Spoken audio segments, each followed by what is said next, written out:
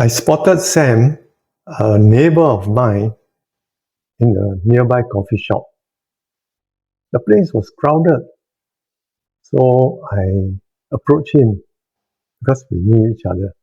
I said, "Would you mind if I share the same table with you, Sam?"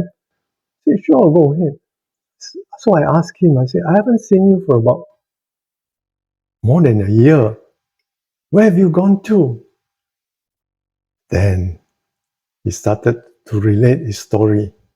He told me that he went to prison for 10 months. I was shocked. I said, "You went to prison for what? What did you do?" He said he actually swindled his friend, business partner, of about $100,000, and he fled to Malaysia. And after, I think, many years later, he came back, and he thought he was, the authorities forgot all about him, but he was quite naive.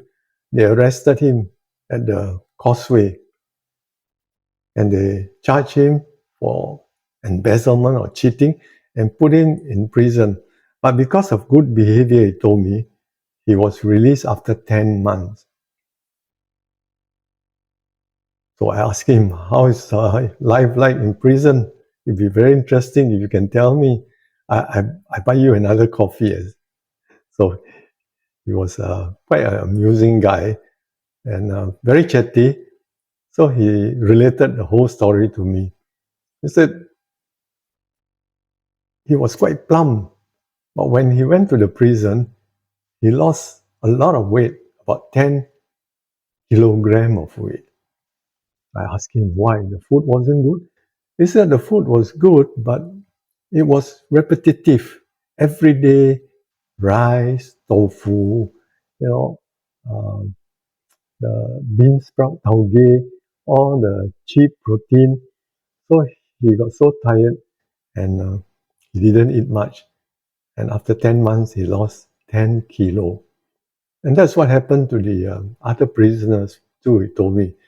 Some fellows are old fellows, but they are very fit. When they took off the shirts, you can see they got no, punch, very fit because they exercise a lot and they eat less. So I asked him, I said, "Do you also made to work in the prison?" He said, "No, because his was a white collar crime and he spent his time in the office to help the office staff or in the library during his free time. And it was only during the night, evening, after dinner, or rather, he had his dinner. They usually eat their dinner inside in the kitchen, rather, in the dining hall." He said after dinner, he would be sent back to his room, or rather his cell, which he shared with two other people, three people to one small cell. He said life was unbearable. He said there's a toilet bowl next to them, and he slept on the floor, and the other two have got something like a double-decker bed. And if one fella poo, the whole place stinks. He said that was the most annoying part.